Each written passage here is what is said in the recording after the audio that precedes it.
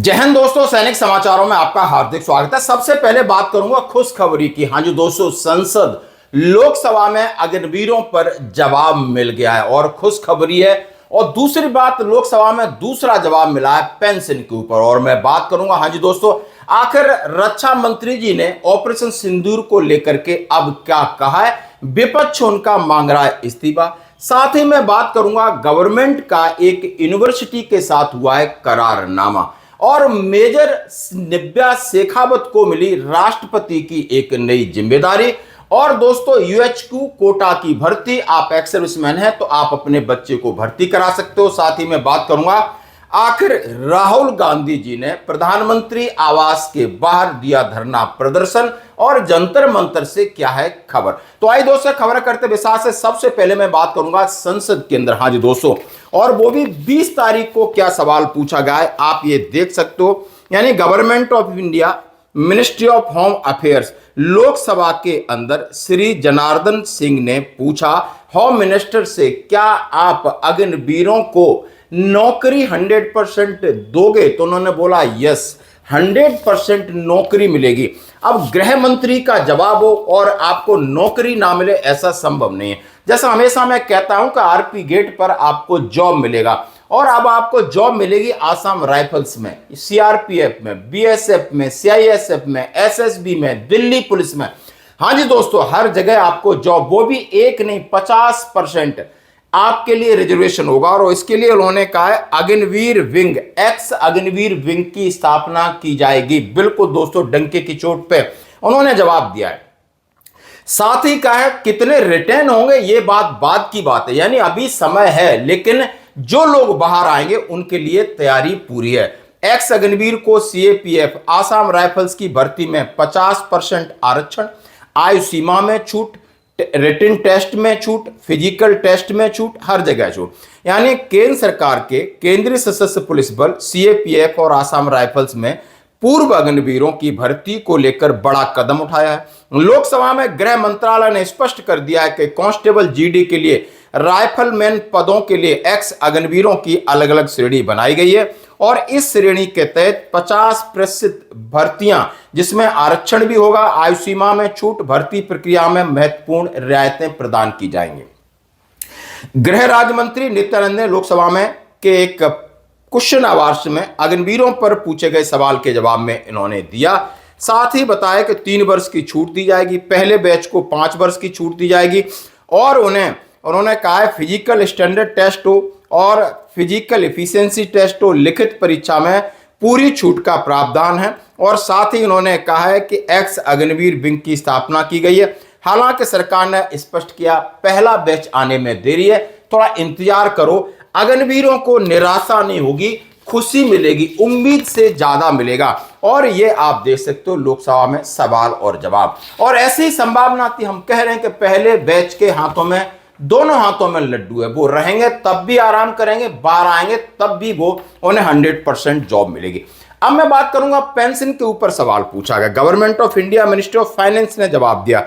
जवाब देने वाले श्री पंकज चौधरी, वित्त राज्य मंत्री। सवाल पूछने वाले हसमुख भाई पटेल ने पूछा है, क्या आप एनपीएस, यूपीएस और ओपीएस को लेकर के क्या है आंकड़े? इन्होंने कहा है कि जिस तरह आपका ओल्ड पेंशन सिस्टम था, उसके बाद ना आपने एनपीएस बनाया और यूपीएस बनाया, यूपीएस में कितने लोग वॉलंटियर जा रहे हैं, अभी तक उसमें से कितने लोग रिटायर्ड हो चुके हैं, क्या ये योजना आगे और बढ़ाई जाएगी?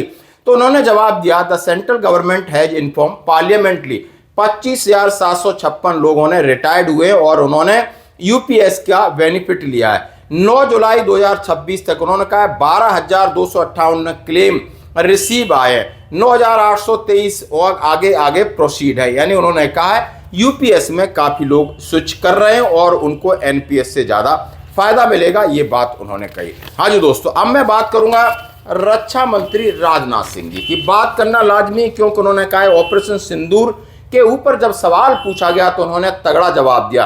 उन्होंने कहा है जहां आतंकवाद पनपेगा वहीं जवाब मिलेगा और ठोक के जवाब दिया जाएगा। आखिर वैसे ऑपरेशन सिंदूर को लेकर रक्षा मंत्री जी के ऊपर काफी सवाल दागे गए और उनसे पूछा गया कि आपने इस्तीफा दे देना चाहिए था, आपने संसद में झूठ बोला है। लेकिन उन्होंने बाकी सवालों का जवाब दिया कि हमने दुनिया को बता दिया है दुनिया को बता दिया, माननीय प्रधानमंत्री के 12 साल में हमने ये प्रूफ कर दिया है कि जहां भी आतंकवाद होगा वहां हम घुसकर उसको मारेंगे।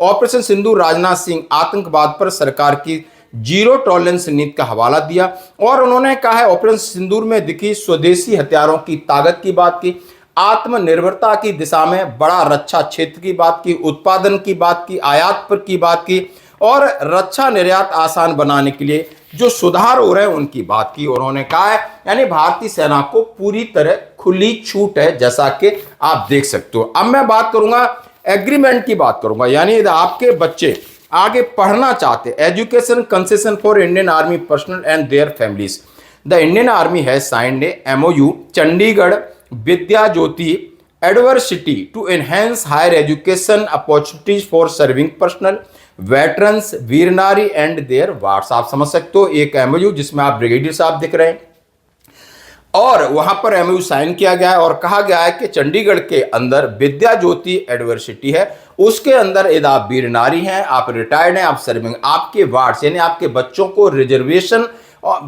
की छूट है, फीस कंसेशन फीस में छूट है, 60% tuition fees concession up to 50 seat, ward of veer nari, ward of personnel who died in harness, ward of personnel with disable, 30% tuition fees concession up to 150 seat है, 30% ट्यूशन फीस कंसेशन 100 सीट के लिए और 20% आप army के बच्चों के लिए seat का रिजर्वेशन है। अब मैं बात करूंगा मेजर नाव्या शेखावत जी की। हाँ जी दोस्तों, उन्हें राष्ट्रपति की ADC बनने का मौका मिला और पहली भारतीय सेना की महिला अधिकारी हैं और उन्होंने ये इतिहास रचने का मौका दिया गया। हाँ जी दोस्तों, जैसा मेजर नाव्या शेखावत राष्ट्रपति द्रौपदी मुर्मू के साथ खड़ी रहती हैं, राष्ट्रपति प्रोटोकॉल के कड़े कर्तव्यों का पालन करती हैं, उनकी उपस्थिति एक ऐतिहासिक कदम है। मेजर शेखावत भारतीय सेना की पहली महिला अधिकारी हैं जिन्होंने भारत के राष्ट्रपति की सहायक यानी ADC के रूप में नियुक्त किया गया। यह भूमिका उन्हें राष्ट्रपति भवन के प्रोटोकॉल सार्वजनिक दायरे में लाती है। राष्ट्रपति के 5 सहायक रक्षा प्रतिनिधियों के समूह के भीतर हैं, जहां पर उन्होंने कहा गया है कि 5 सहायक सचिवों द्वारा सहायता प्रदान की जाती है, 3 भारतीय सेना के, 1 नौसेना, 1 वायुसेना के होते हैं दोस्तों।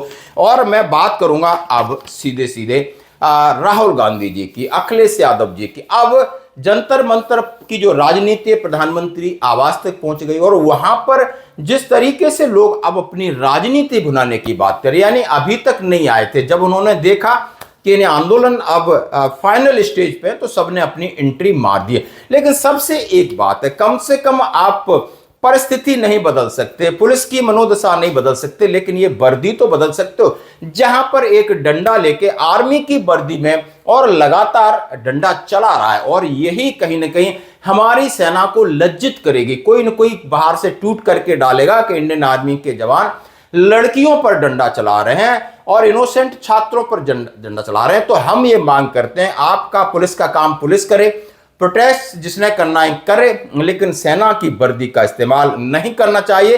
इस तस्वीर से हमें काफी खेद है। तो दोस्तों आपकी क्या है राय? धन्यवाद।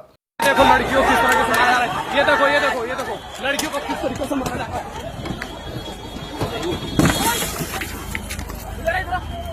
यहाँ पे किस तरीके से मारा रहा है, ये देखो।